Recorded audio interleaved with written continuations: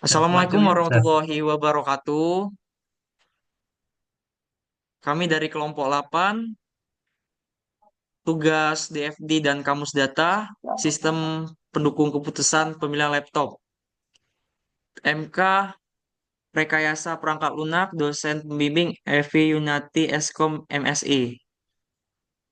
Dengan anggota yang pertama Muhammad Rapli Maulana Yusuf, yang kedua Muhammad Adit Pangestu, yang ketiga Imam Nur Rahman, yang keempat Bagi Anjasa, yang kelima Deka Adiansa, dan yang keenam Muhammad Yuga Hidayat.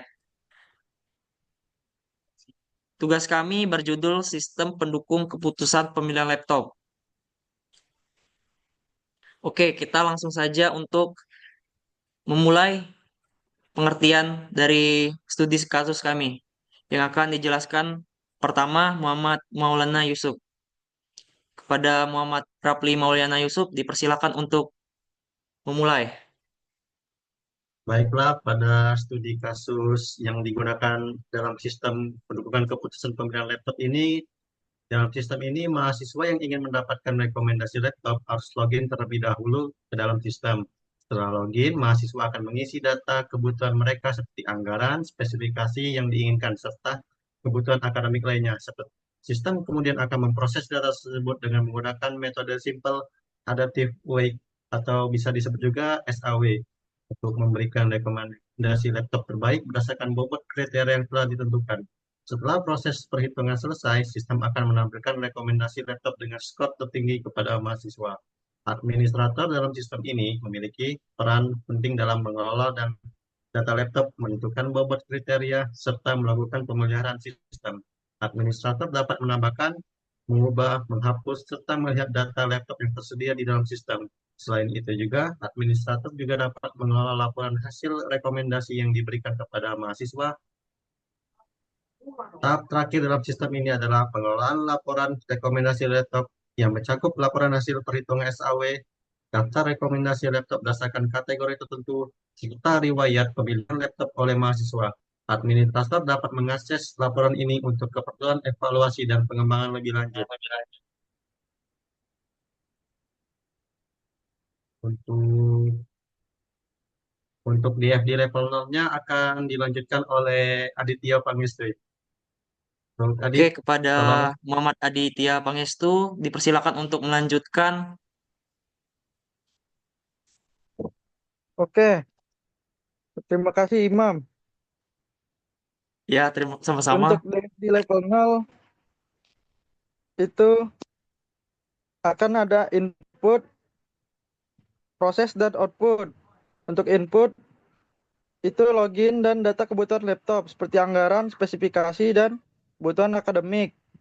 Dan proses untuk sistem untuk proses data dalam metode SAW. Lalu output untuk merekomendasikan laptop terbaik sesuai kebutuhan. Dan administrator ada input, proses, dan output. Untuk input, login data laptop serta kriteria dan bobot pemilihan. Untuk proses menganalisis data laptop dan menentukan faktor penilaian. Untuk output, laptop, laporan data laptop dan hasil rekomendasi. Jadi kesimpulannya sistem ini memungkinkan mahasiswa mendapatkan rekomendasi laptop berdasarkan kebutuhan, sementara administrator bertugas mengelola data-data proses penilaian. Berikut tabel yang menggambarkan bagaimana di antara mahasiswa admin dan sistem dalam DFD level 0. Pertama, entitas mahasiswa dan admin. Mahasiswa adalah pengguna utama yang menggunakan untuk mendapatkan rekomendasi laptop berdasarkan kriteria mereka. Mahasiswa baru login terlebih dahulu untuk mengakses sistem dan dapat melihat hasil rekomendasi yang diberikan oleh sistem setelah proses perhitungan yang dilakukan. Untuk admin bertugas mengelola data dalam sistem, termasuk menambahkan, mengedit, dan menghapus data laptop. Selain itu, administrator juga menentukan bobot dan kriteria pemilihan laptop, serta dapat melihat dan mencetak laporan hasil rekomendasi yang telah dibuat oleh sistem. Oke, selanjutnya DFD level 1 yang akan dilanjutkan oleh Saudara Deka Diansa.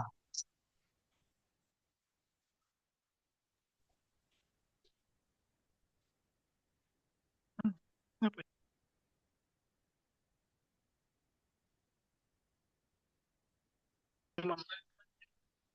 Selanjutnya ya. Yang ini Cak Mon. Hmm. DFD level 1. Berikut adalah tabel proses dalam DFD level 1. Pertama yaitu proses login. Aliran data masuk, data login dari mahasiswa dan admin. Akses ke sistem atau peran kesalahan jika login gagal. Selanjutnya memverifikasi identitas pengguna agar dapat mengakses sistem. Yang kedua yaitu input data. Data laptop dari admin, data laptop tersimpan di database.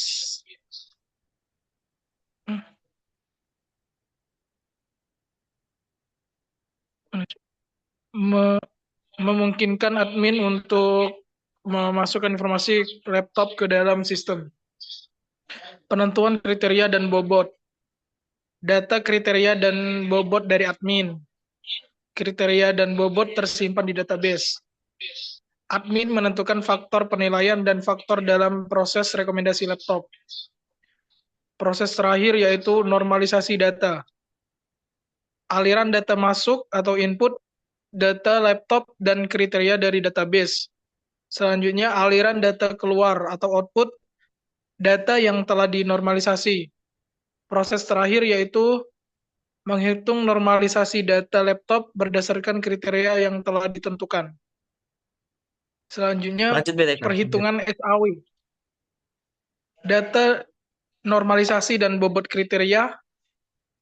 Outputnya hasil perhitungan perankingan laptop.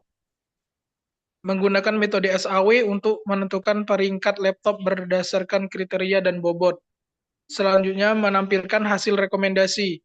Hasil perhitungan SAW. Outputnya daftar rekomendasi laptop untuk mahasiswa. Menyajikan daftar laptop yang direkomendasikan berdasarkan kebutuhan mahasiswa. Proses yang terakhir yaitu mengelola laporan. Inputnya data hasil rekomendasi, output laporan akhir untuk admin. Admin dapat melihat dan mengelola laporan hasil rekomendasi laptop yang telah dihasilkan sistem.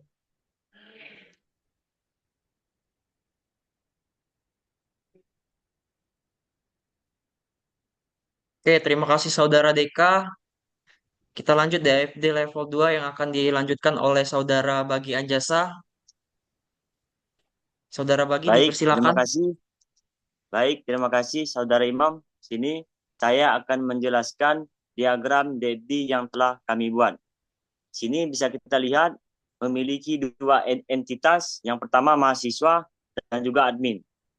DFD yang telah kami buat ini memiliki 7 proses dan juga ada subproses-prosesnya. Yang pertama proses login. Pengguna diminta untuk melakukan login. Lanjut ke selanjutnya, lalu pengguna diminta untuk memasukkan username dan password. Jika sudah, lanjut ke autentifikasi pengguna yang dilakukan oleh sistem. Mengecek pada database pengguna apakah username dan password tersebut ada atau benar. Jika benar, maka sistem akan menentukan hak akses. Tetapi jika salah, maka sistem akan menampilkan pesan error dan akan kita lihat pada alurnya akan meminta si pengguna untuk mengulang memasukkan username dan password sampai benar. Jika berhasil tadi, maka akan lanjut untuk menentukan hak akses. Apakah pengguna tersebut akan tampil pada halaman mahasiswa atau pada halaman admin. Jika sudah, lanjut ke proses kedua, yaitu input data yang dilakukan oleh admin pada halaman admin. Di sini admin akan menginput macam-macam laptop yang mana akan disimpan oleh sistem pada database laptop. Jika sudah, lanjut ke proses ketiga, penentuan kriteria dan bobot. Di sini si admin yang akan menentukan kriteria dan bobot. Dan sistem akan menampilkan daftar kriteria. Juga admin bisa menambahkan atau mengubah kriteria. Jika sudah lanjut menentukan bobot dan kriteria, admin itu yang menentukan. Lalu sistem akan menyimpan ke database kriteria. Lanjut ke proses keempat, normalisasi data. Di sini sistem yang akan melakukannya. Sistem akan mengambil data kriteria dan bobot pada database. Kita lihat alurnya mengarah ke database kriteria. Itu mengambil data. Lanjut ke sistem akan menghitung nilai normalisasi yang telah diambil pada database tadi. Lanjut, setelah menghitung, maka sistem akan menyimpan hasil normalisasi tersebut ke database. Ini alurnya. Bisa kita lihat. Jika sudah, lanjut ke proses kelima, perhitungan SAW. Di sini, mengambil data laptop dan bobot kriteria. Kita lihat alurnya, mengambil pada database kriteria dan mengambil database pada normalisasi. Lanjut, menghitung normalisasi terbobot. Lanjut, menentukan ranking laptop. Lanjut, sistem akan menyimpan perhitungan ke database. Nama database-nya yaitu database SAW. Lanjut ke proses ke-6 yaitu menampilkan hasil rekomendasi. Sistem akan mengambil hasil perhitungan SAW pada database. Kita lihat alurnya mengarah ke database SAW. Lalu sistem akan menyaring laptop dengan skor paling optimal. Lanjut, sistem akan menampilkan daftar laptop yang direkomendasikan berbentuk tabel. Sini. Ini juga bisa diakses oleh si pengguna, si mahasiswa, entitas mahasiswa, untuk melihat laptop yang cocok digunakan. Jika sudah, lanjut ke proses ke-7, yaitu mengelola laporan. Mengambil data laporan. Sini kita lihat alurnya mengambil pada database SAW. Lanjut, menyusun format. Sini sistem menyusun format laporan. Lanjut lagi, menyimpan laporan ke database. Lalu, disimpan ke database laporan, yang mana ini hanya bisa diakses oleh admin. Sekian penjelasan dari diagram DFD yang telah kami buat. Terima kasih.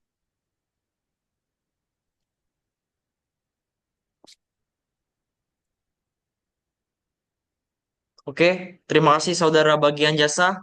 Selanjutnya, Yuga Hidayat akan membahas kamus datanya. Kami persilakan bagi Yuga Hidayat untuk memulai. Baik, terima kasih untuk Imam. Saya akan melanjutkan pada bagian kamus data, yaitu yang pertama, studi kamus data. Pertama itu ada nama yang berisikan login, itu digunakan untuk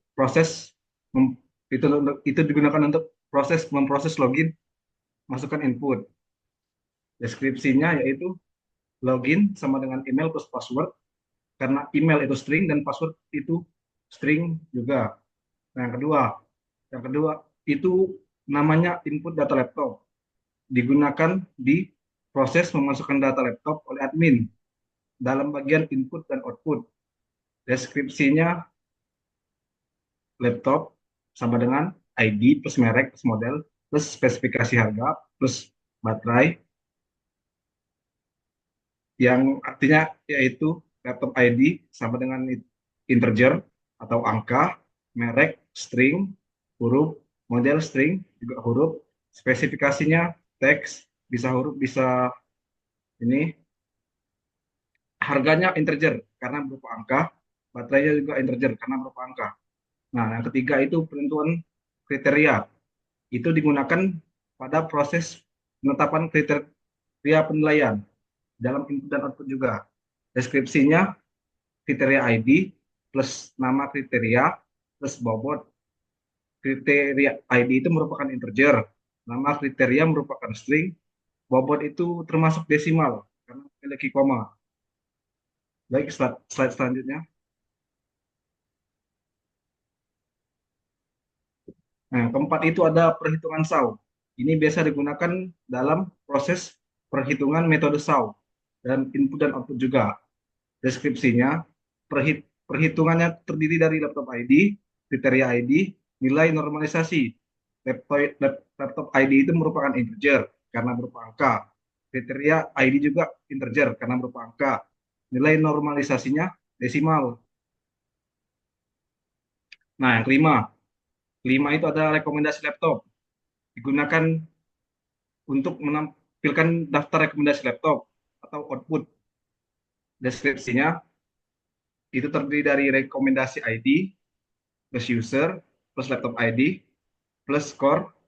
Nah, rekomendasi ID ini adalah integer, user ID ini adalah integer, laptop ID adalah integer karena angka, dan score sama seperti sebelumnya itu merupakan desimal karena ada koma.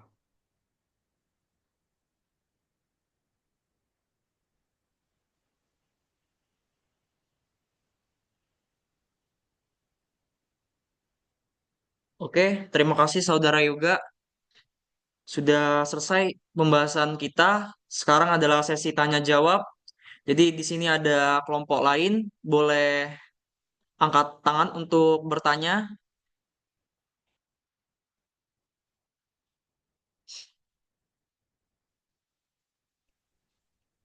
Saya ingin bertanya. Oke, Saudara Zero.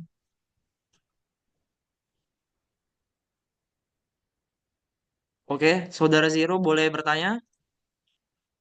Oke, jadi pertanyaan saya itu adalah apa tujuan utama dari sistem pendukung keputusan ini? Pemilihan laptop yang dibahas dalam studi kasus. Terima kasih. Oke, bagi narasumber ada keingin yang bertanya. Dari Rapli Maulana ada bisa menjawab pertanyaan Zero. Oke, baiklah untuk dari pertanyaan Zero, yaitu apa tujuan utama dari sistem pendukung keputusan pemilihan laptop yang dibahas dalam studi kasus? Jawabannya cukup simpel. Tujuan utama SPK ini adalah untuk membantu mahasiswa dan menentukan pilihan laptop yang sesuai dengan kebutuhan akademik mereka dengan menggunakan metode SAW berdasarkan kriteria harga, spesifikasi, dan lainnya. Seperti itu. Oke, itu saja ya Bang. Ya, itu saja untuk jawabannya. Oke, Mama Zero atau apa puas dengan pertanyaannya? Sangat puas. Terima kasih. Terima kasih Bang Rapi. Baik, terima kasih Oke. juga. Oke, terima kasih Mama Zero. Ada pertanyaan lagi nggak dari kelompok lain? Ada ini, saya ingin bertanya ini. Boleh, Muhammad Rehan Ramadan.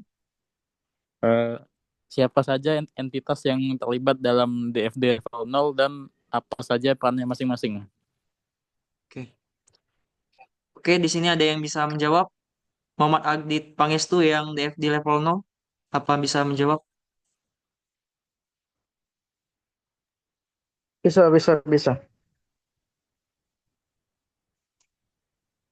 Baiklah, saya akan menjawab pertanyaan dari Raihan.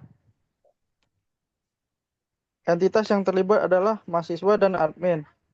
Mahasiswa bertugas login ke sistem dan menerima rekomendasi laptop sesuai kebutuhan yang mereka input. Admin bertugas mengelola data laptop, menentukan kriteria bobot, serta mengelola laporan hasil rekomendasi. Itu saja. Baik, Saudara Muhammad Rehan Pangestu, apa kamu puas dengan jawaban dari Adit? Puas. Baik. Jadi di sini ada ingin bertanya lagi dari kelompok lain. Saya mau bertanya lagi, boleh tidak? Boleh, boleh, boleh. Boleh Mama Zero. Oke, satu pertanyaan lagi. Baik, baik. Oke, yaitu eh, apa saja proses utama yang terjadi dalam DFD level 1 sistem ini? Tolong dijelaskan. Oke. Oke, di sini para narasumber ada yang bisa menjawab untuk saudara Deka yang tadi membahas materi DFD level 1, dipersilakan. Bisa.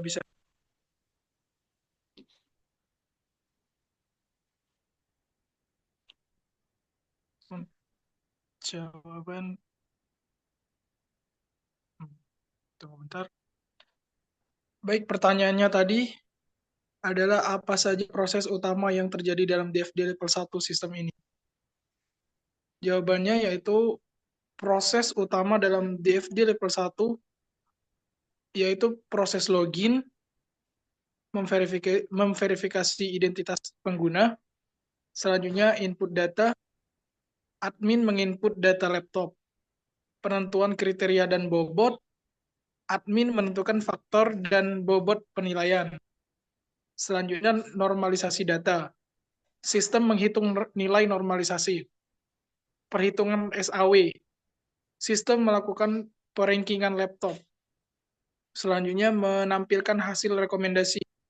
Sistem menampilkan hasil laptop terbaik. Proses terakhir yaitu mengelola laporan. Admin mengakses dan mengelola laporan hasil rekomendasi. Itu saja proses yang Oke. terjadi dalam DFD level 1. Oke, saudara Zero, sepertinya kita sudah